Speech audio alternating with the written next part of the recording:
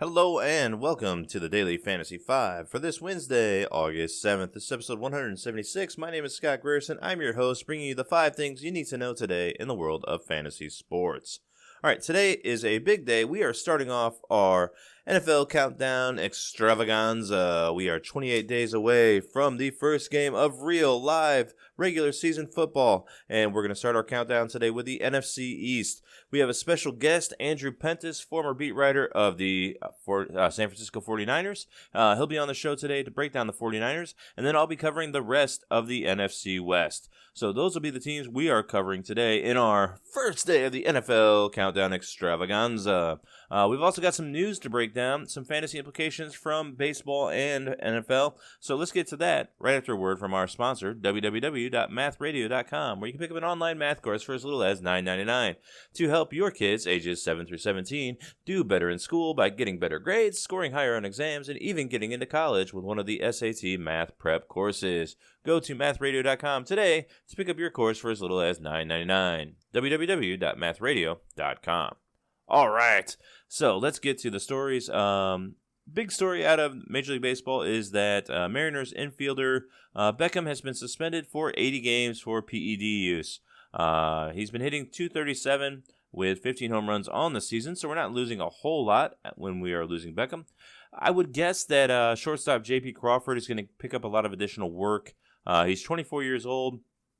He's had 216 at-bats, batting .250, only 4 home runs and 5 stolen bases, but if you extrapolate that over the course of a full season, you're looking around, 12 home runs and 15 stolen bases? So there's a little bit of value there if you are desperate for a infielder. J.P. Crawford might be a nice pickup. Now let's move to the NFL. A lot of stuff going on. So it came out right after the show yesterday that Zeke is not going to play this year on his current deal. He wants a new deal. It seems like Jerry Jones wants to give him a new deal. I've heard rumors that the Cowboys have already offered Ezekiel Elliott a deal that would make him one of the top 5 paid running backs in NFL. Maybe Zeke wants to hold out for, the highest paid running back contract ever, or, certainly at least going right now. The deal has made me nervous. I announced on Twitter yesterday that I have moved him outside my top 4. David Johnson is now number 4 and Zeke is number 5. I still have him above the wide receivers, Adams, Schuster, Watson, those guys.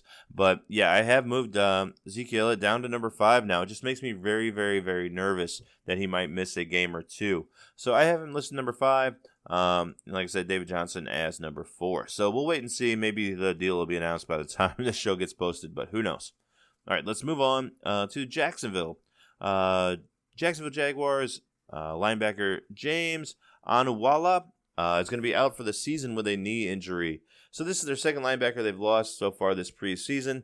I certainly would not be drafting Jacksonville as a top 5 fantasy defense. As you know, I always wait till the end for my defenses anyway, so Jacksonville probably won't be available, but they certainly would not be a team that I would go out and target, as they seem to be hit by the injury bug a little bit more than other teams so far this year. So let's avoid Jacksonville's defense. Finally, let's go back to Dallas. They also had an injury on the defensive side of the ball. Robert Quinn broke his left hand, fractured his left hand, whatever you want to call it. They say he will be ready for the season opener in 4 weeks. I find that a little bit surprising, but they're going to need him as an extra pass rusher there on the edge on that defense. I think their defense is a little bit overrated. I think they will not play as well as they did last year. I think they played a little bit above their heads, but we'll see what happens once the regular season starts. Okay, that is the news for today. Let's go ahead and switch courses. We're going to talk about the San Francisco 49ers with Andrew Pentis right after this. And today we are covering the San Francisco 49ers with ex-beat writer Andrew Pentis. Andrew, how are you today? Doing fantastic, Scott. Thanks for having me on. Absolutely. I'm super excited to talk about the 49ers. I feel like they're one of the more interesting teams in the NFL this year. What do you think? I absolutely agree with that. It's year 3 in the Kyle Shanahan, John Lynch era. So I think a lot of people are fans are certainly psyched to hopefully see all their hard work pay off and finally a first winning season under this regime. But on the other side of the coin, it could be a dangerous season for the head coach and the GM if they're not able to actually rack up some wins this year. It could be their last year at the helm. Oh, you think they're actually on the hot seat, do you? I do. I think this is a make or break year. They both have matching 6-year contracts, and this is only year 3. But I think if you look across the NFL in years past, typically if you can't turn your team into a winner within 3 years, I think the seed is red hot. Yeah, that's interesting. I think if Garoppolo stays healthy and they have a terrible year, maybe they have something to worry about. But I don't see that happening. But let's start there with the offense. According to DVOA, the 49ers were ranked 27th last year. Obviously, they only had Garoppolo for 3 games. But if Garoppolo stays healthy this year, how good do you think they can be? What's the ceiling for this team? Yeah, it's a big if because Jimmy Garoppolo is someone who has shown that he has issues with injuries, but back when he was in New England and so far in his stay in San Francisco, if he is able to stay healthy, I do think that they're going to have an above-average offense, a top 10, top 15 offense. I would sort of temper that optimism with one fact, and that is in the Kyle Shanahan offense. Typically, it takes quarterbacks at least a year of experience to really master the playbook, and that was the case when Kyle Shanahan was the Atlanta Falcons offensive coordinator and had a great quarterback in Matt Ryan. It even took Matt Ryan a full season to really understand the X's and O's of Shanahan's team. And given Garoppolo's injury last year, he's still gaining experience in that role. So I think they should certainly, with his help, be a much better offense than they have the past 2 years. But there's also some reasons to be cautious as well. So Garoppolo's been on the roster now for about a year and a half. Even though he wasn't playing in the games, do you think he still picks up enough of what Shanahan's trying to do to be able to go out and maybe not master that offense this year, but at least run it efficiently? Yeah, all indications are that he's great in the film room, that he's great in the quarterback's room, and he's got a couple capable backup quarterbacks with him who are helping him learn and master the offense. But I think any football coach will tell you that nothing replaces game experience. You can watch film all day, but being a quarterback in the NFL is all about quick twitch decision making. And the only way to master that within Shanahan's scheme is to actually play. And the injury last year to Garoppolo was significant, not only because it cost him most of last year, but it cost him all that experience that going into this year would have benefited him and the players around him significantly.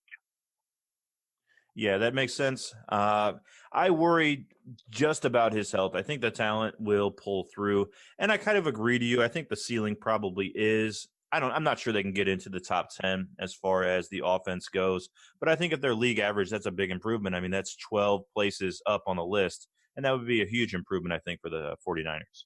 But let's move over to the defensive side of the ball.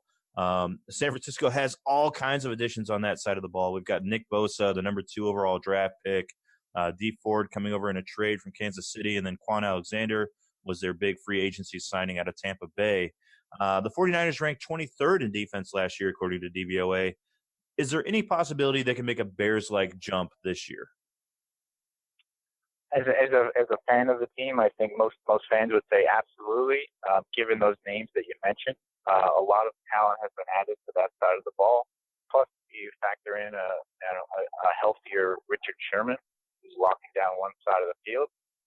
As someone who's maybe a little more objective, I can say I answer that emphatically no. I don't think they will make a Bears-like jump, and I can say that for a couple reasons. For one, they don't have Vic Fangio as their defensive coordinator, which the Bears did last year before Fangio obviously took over as head coach of the Broncos. The 49ers also don't have Khalil Mack, and he is even arguably like the generational pass rusher. The 49ers don't have that kind of talent. Those names that you mentioned, Dee Ford, Nick Bosa, on the edges, and those guys will certainly help. But both of them, plus Quan Alexander, the third name you mentioned, all have significant injury histories. I think if you're a 49ers fan, you're hoping that at least 2 of those 3 players make it through the entire year without a significant injury and is able to play 16 games.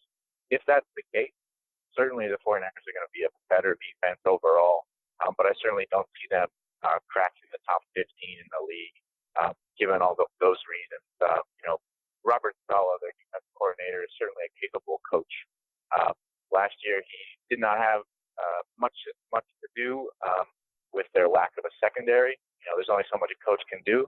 And I still think those secondary concerns are going to exist this year. And you need a special coach like a Fangio to overcome things like that. And I don't think Saleh is quite as capable as Fangio. Yeah, that makes a lot of sense, and especially the injury history. If you don't have both of those ends, Bosa and Ford, on the field at the same time, I mean, last year the 49ers had little to no pass rush, which might have caused a lot of those secondary issues. But if they're not both out there on the field, I mean, it could be a problem for this team because, like you said, the secondary is still not a strength of this team. Absolutely. I think, one name we did not mention, DeForest Buckner, is, I think he had about a dozen sacks last year. He's an inside pass rusher. He'll line up more often than not over the guard. And he should absolutely benefit from these additions of Bosa and Ford. But still, I'm not sure that they have the talent level that the Bears had last year. Yeah, I agree with that. And I mean, the Bears made a a very, very unique jump up from 14th to 1st is pretty amazing. According to DVOA, they were league average, and then they jump up to the number one defense. I mean, it isn't something that should be expected, but going from 23rd to 15th, I think is certainly possible. If the 49ers can be league average in both offense and defense this year, I think that would be a great improvement for that team. Absolutely, and with improved special teams, it might be even be enough to get into the postseason conversation. Yeah, I hope so. So these, the skill groups are also a major question for this team on offense. At wide receiver, you've got guys like Pettis, Goodwin. Then you've got rookies, Samuels and Hurd. At running back, you've got some talent there. McKinnon, you've got Tevin Coleman coming over from Atlanta, and Breida all on the team. But there's not one player that really stands out in either of those groups. At wide receiver or running back, which one are you more concerned about? Yeah, most concerned with the wide receiver group. They did add to that group, as you mentioned, through the draft. They added a couple of veterans in free agency, but they didn't really address the position in a way that a lot of fans hoped they would. Names that you saw bandied about during the offseason included Antonio Brown and Odell Beckham Jr. I think most fans were looking for that big name receiver to pair with tight end George Kittle and really scare defenses. 49ers obviously didn't come away with a name like that. But I think they feel confident in Deebo Samuel, their second round draft pick, and they like pairing him with the speed of Marquise Goodwin, giving Goodwin a more limited role, and hopefully having second year player Dante Pettis with some more health this year. But overall, there's just a lot more question marks than answers at that position. I think running back, in terms of the skill position, is an incredibly deep, probably the most deep position group on the roster. Tevin Coleman was really a Christmas gift come early for the 49ers. They signed him to a 1 year. I don't know how they got him for that contract. It was crazy, a crazy value at that contract. Oh yeah, for whatever reason, he had no free agent market, and obviously that can happen to running backs that are getting on the wrong side of, or getting into their late 20s, as Coleman is. But Coleman is made for this offense. Obviously, Kyle Shanahan coached him in Atlanta. He's a dual threat, which Jerick McKinnon also brings to the table. Absolutely. So that position group, gives 49ers fans confidence. When you add into that Matt Breida as a runner, sort of a slashing runner, and someone who's working on his receiving skills, there's a lot to be excited about in the backfield. If you had to pick one of those running backs for a fantasy team, which one would you go with this year? Which one do you feel most confident in? Yeah, Coleman for me is the surest bet because he's so familiar with the scheme, and he's the healthiest of all the running backs. Breida had some issues with an ankle last year. McKinnon obviously tore his ACL in the final spring practice last year before the season started. So there's certainly a lot to be invested in health, and Tevin Coleman is the healthiest running back, and again, the most experienced within his system. If you're a fantasy owner, you might not be too excited about this group because you think carries and touches are going to split. But if you are looking for one player to grab out of the group, I think Coleman is probably the guy. Yeah, I'd agree with that. So speaking of fantasy, do you have a fantasy sleeper off this San Francisco 49er team? Yes, we mentioned him briefly, Dante Pettis, a second-year player who came out of the University of Washington. He is really a unique player. If you've seen him play, he contorts his bodies like Gumby. He is a unique player able to escape defensive backs. He did have injuries, as we mentioned, last year, but I think, in terms of fantasy sleeper, he's the guy because of this stat. He had 27 catches, limited action last year, but 5 of those 27 catches found the end zone. He's just got a nose for the end zone. By comparison, for George Kittle, the tight end position, a lot of his touchdowns were long plays where he was able to just sort of amble his way down the field. In the red zone, when Pettis was healthy, he was often a target of the quarterback. So I think Pettis, certainly among all the 49ers receivers, is certainly the name to keep an eye on. Yes, and I think another thing he has going for him is he was a first-round draft pick last year, so this staff is, invested in his success. So I think he'll get every opportunity to succeed for this 49ers squad. That's a great point. I think as we mentioned off the top, this could be a make or break year for Shanahan and Lynch. And if they're going to win or if they're going to go down, they're going to do so with the guys that they handpicked out of the draft and free agency. And Pettis is certainly one of those players. Absolutely. And it looks like Dante Pettis is going as wide receiver number 37, according to ADP in ESPN leagues. He's being drafted as around the 102nd player. So in a 12-team league, you've got to pick him up in the 9th or 10th round, which qualifies as a sleeper for me. One more fantasy question before we move on. I have George Kittle ranked as the 2nd overall tight end in all of football. Do you think that ranking is crazy, or do you think he can actually live up to that hype? I think he should live up to that hype. A lot of media reports coming out of Santa Clara are saying that the 49ers believe Kittle's got even more in the tank. As great a year as he had last year, as much of it was a record-breaking year, his coaches and teammates feel like he's still got room to get better. And when you throw in a healthy Jimmy Garoppolo, likes to use the tight end, certainly that should help Kittle even more. Plus, you have these threats in the backfield. If the 49ers can prove they have a steady running game, you're going to see a lot of Kittle in the play action game as well. And barring injury, which Kittle had some issues with in college and his first year in the NFL, he's certainly among the top 2 tight ends in the league.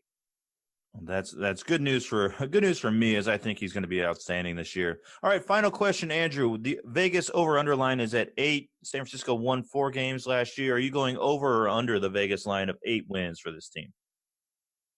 I'm not a betting man, I always lose. But for those of you listening, I'm going to go over.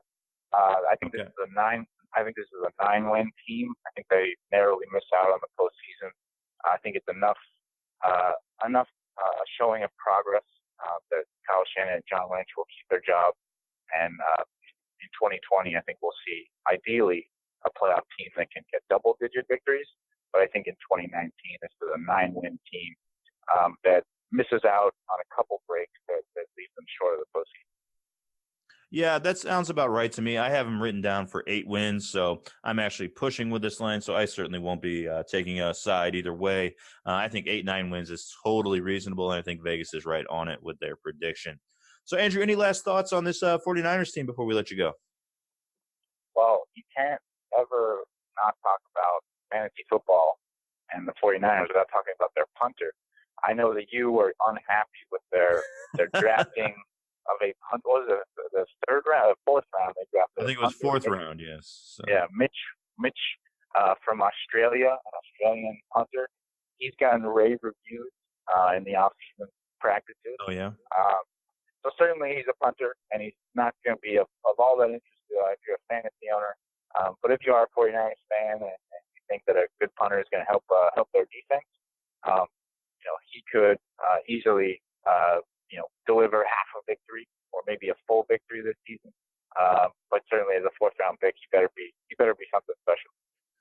Yes, Mitch Wishnowsky, I believe is his name, from Utah. They actually traded up, it seems, to get him in the 4th round at the 8th overall pick in the 4th round. So, yes, again, I don't like that pick. I don't care what they're saying about him. What helps out a punter is like not punting on offense and just having a really good offense. That would be my answer to having a good punter. Is just have a better offense. That's a great point. That's what Jimmy Garoppolo scored. There you go. Exactly. All right, Andrew. Well, thank you so much for coming on. If people want to reach out and complain about your San Francisco 49ers picks, you are at Pentis on Twitter. Is that right? At Andrew Pentis. Yep. at Andrew Pentis. Excellent, Andrew. Well, thank you so much. We appreciate your time. Thank you. Andrew, thank you one more time for being on the show. I greatly appreciate it. And now let's talk about the rest of the NFC West. I'm going to start with the Los Angeles Rams. So we've got three big questions for the Rams. First of all, I was surprised that the Rams ended up with the 17th ranked defense according to DVOA last year. I thought they were better than that, but I guess not. And now this defense loses Sue, Joyner, Barron. They did add Eric Weddle and Clay Matthews. So my question is this defense going to be an asset or a liability in 2019? I don't think, despite having the best player in football, I don't think they're going to be a great defense this year. It was amazing in the playoff times when Sue was ready to go. But during the regular season, I just don't think this defense is going to be, a top 5 or 10 group. They seem worse than last year, and they didn't make it that far last year. Aaron Donald can only take this team so far. The cornerbacks are getting older. It seems like they went all in last year, and I see some regression on the defensive side of the ball this year for the Rams. My second big question is about the offensive line. I'm definitely worried about this group. They were great last year. They were 6th according to Pro Football Focus. However, Saffold and Sullivan are both gone, and now they are very, very young up the middle. They're counting on a rookie and a second-year player to be starters for them up the middle this year. So I'm a little bit worried that kind of the anchor of this team last year that led to the number 2 overall offense according to the VOA simply won't hold up. Are they going to have clean pockets for Jared Goff? Will they create running lanes for Gurley and Henderson? I'm just not sure if that is going to happen for this team. So that would be one of my biggest worries about the offense is, can that offensive line do what it did last year and be a top 10 group again? I have my doubts. That's why I see a little bit of regression for the offense as well. The one thing they do have going for them is question number 3 here. Cooks, Woods, and Kupp all will enter this season healthy. It looks like so far anyway. So if they will remain that way for the season, is it possible that Jared Goff wins the MVP? So his current odds are 25-1. I think that is amazing value. I think Goff is underrated so far this season through, the first 12 weeks of the fantasy season last year. He was rated as the number 1 quarterback, or maybe number 2 behind. I think he might have been number 1 through the first 12 weeks, and then he really fell off as the whole offense kind of shut down after that 12th week. I believe that Goff has the chance to be a little bit better this year for the whole season, especially if his wide receivers stay healthy. All right, I think the defense won't be as good, so they might be trailing in more games and need to pass the ball even more. And secondly, if Gurley is not the player I think he is, they won't be able to just hand the ball off to him every down. Now, I think Henderson might actually fill in that role very nicely, but my guess is that the Rams will move towards a more pass-oriented offense if all the wide receivers are healthy. So I think Goff at 25-1 is a great opportunity to get a MVP sleeper here in the preseason. All right, let's talk about fantasy. Who is my fantasy sleeper and who is my player that is overrated? Well, I think my sleeper, I just mentioned him, I have 2 sleepers actually on this team. Jared Goff, I definitely think is my sleeper. You can pick him up, in the hundreds, in the 9th, 10th round in fantasy at this point. Obviously, I've been saying all preseason, wait on quarterback. Jared Goff is one of those reasons. He's a great pickup if you do decide to wait. You can even pair him with somebody else or just draft him and stick with him all year long, and you can get him in the 10th round. It's pretty crazy. Great value there. My overvalued guy, obviously, is, yes, I don't want to really say his name again, Todd Gurley. I love Todd Gurley. Don't get me wrong. I talked about this several times, but I think Gurley is being overdrafted even at the end of the first round. I don't think he's going to be able to be productive all year long. I think they will limit his carries to try to keep him healthy for the playoffs. That's why I think Darrell Henderson is a great value, a great sleeper, although it seems like everybody knows about him now. He's being drafted, I think, around 85 overall in ADP. So if you want him, you got to pick him in like the 7th, 8th round. It's not as good a value as you could have got about a month ago if you were drafting super early in some best ball leagues. But, you got to pay if you want to get him, and I think he's still a great value there. I think he could be a RB1 if Gurley does go down. I think he has the upside to be an RB2 or a flex play if Gurley is in the lineup, because I think it will be a timeshare situation. All right. What about the Vegas over/under win totals? So Vegas has the Rams at a winning 10.5 games this season. I have the Rams going slightly under when I did my season projections. I have them winning 10 games this season. So that is my over/under prediction for the Rams. I'm going to take a slight under winning 10 games, but obviously this is not a bettable wager here. I only have them off by a half a game from what Vegas has. So certainly that is not a side I would want to bet in Vegas. So although I do have the under, I would not bet it. So those are the Los Angeles Rams. Next up, let's talk about the Seahawks. So a lot of the fantasy talk surrounding the Seahawks this offseason has revolved around Chris Carson and Rashad Penny. A lot of people think they're going to be splitting time at the running back position. From what I'm hearing, especially out of this week, Chris Carson is the clear number one, and I think that he will be the man starting again this season at running back in a offense that should be very, very run heavy. Again, of course, Russell Wilson signed a new contract, but they like to run the ball. They are probably going to run the ball the second most, only behind Baltimore this season. So I see Chris Carson as the clear starter. Perhaps Rashad Penny is better. That's only going to make this team better suited to run the ball as well when he does come in, because Chris Carson isn't going to carry the ball 300 times. It's simply not going to happen. So Rashad Penny is a viable backup option, but I would not be starting him or drafting him as a timeshare. I would be simply drafting him as a handcuff. Now, there are reports that he does look better in this offseason. So if you do have questions about Chris Carson, I don't mind drafting Rashad Penny. It's that he's simply going too high. He's going around where Austin Eckler is being drafted in the 70s, I believe, right now. So he's not a player I would be targeting in fantasy football. Another position battle, this is question number 2 for the Seahawks, is the wide receiver number 2 behind TJ Lockett. So we've got David Moore and DK Metcalf. DK Metcalf recently had an injury, but he was explosive in college. He's the type of player who can make that big play. So in a Seattle offense that does not throw the ball too often, those targets of DK Metcalf deep down the field should be perfect for Russell Wilson in theory. However, if he's not going to be healthy, if it does take him time to acclimate to the NFL game like it does most rookie wide receivers, I would guess that David Moore is going to get that starting opportunity in 2 wide receiver sets. Question number 3. The defense looks a lot different than it did a few years ago. Earl Thomas, Frank Clark both left this offseason. The group ranked 14th last year according to DVOA. My question is it more likely they finish as a top 10 defense or a bottom 10 defense this year? So I am very worried about this pass rush. I'm not sure it's going to be existent. I think Earl Thomas still has a lot to give. I think Frank Clark is at least top 10 pass rusher off the edge. So losing both of those guys and replacing them with, how many draft picks did they have this year? Like 14? I don't know, something crazy. Maybe it was only like 11. Yes, 11 players were drafted by Seattle in this draft. How many of those players are going to be able to make an impact this year? That's really going to be the question on defense. So I don't think it's going to help them. If I had to make a wager, I would say this is a bottom 10 defense rather than a top 10. The thing that should help him is that Seattle will be running the ball more than most teams. So hopefully the Seattle defense won't have to be on the field as much as other defenses might be. So yes, I'm worried about the defense. If I had to wager, I would say they might be a bottom 10 defense. But, who knows? I think the most likely thing is they're about league average again this year. One reason for optimism about this Seahawks team is that the offensive line was actually not bottom 10 last year. It's amazing. They were almost league average at number 18 overall. They should remain pretty solid. The only major change they had is they swapped out Sweezy for Laputi. I don't know, something like that. But the offensive line actually might be solid this year, which should be good for the running backs and for Russell Wilson. So let's talk fantasy. Is there a sleeper on this team?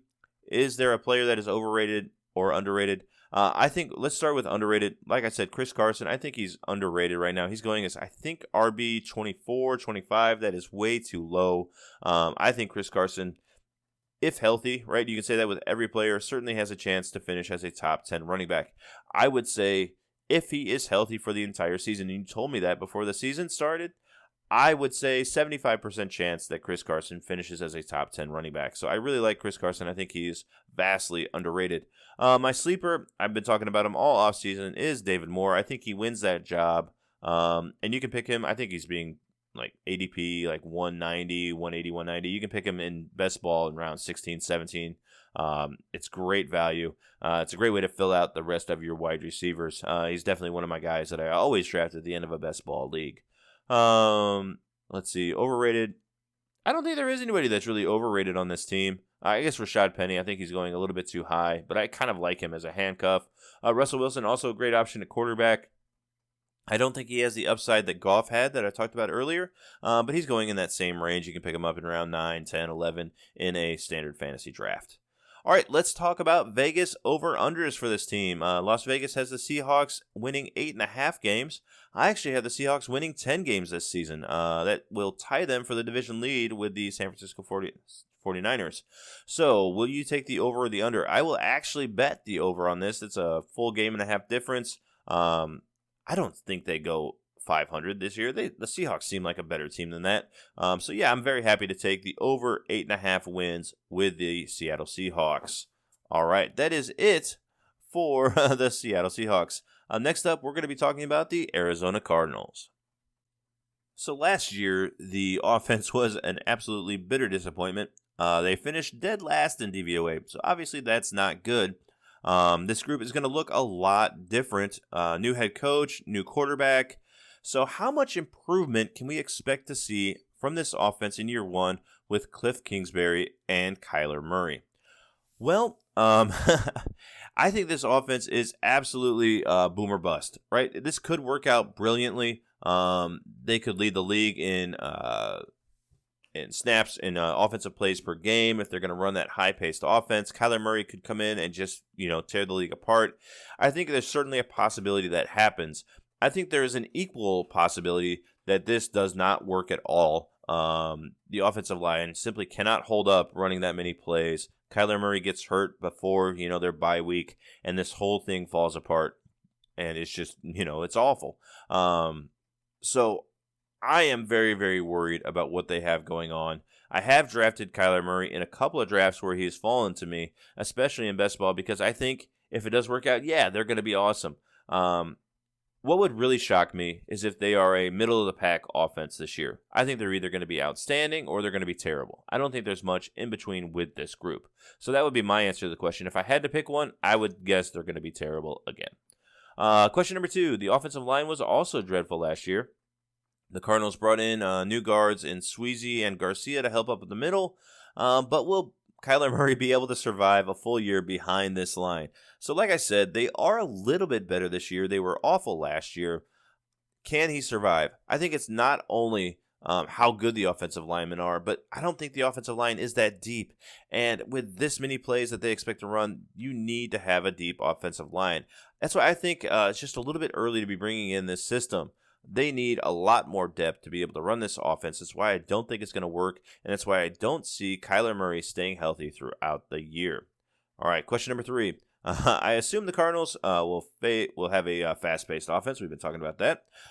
This could also hurt the defense. So the defense was a little bit better than I expected to be when I looked it up. They were 18th last year, according to DVOA.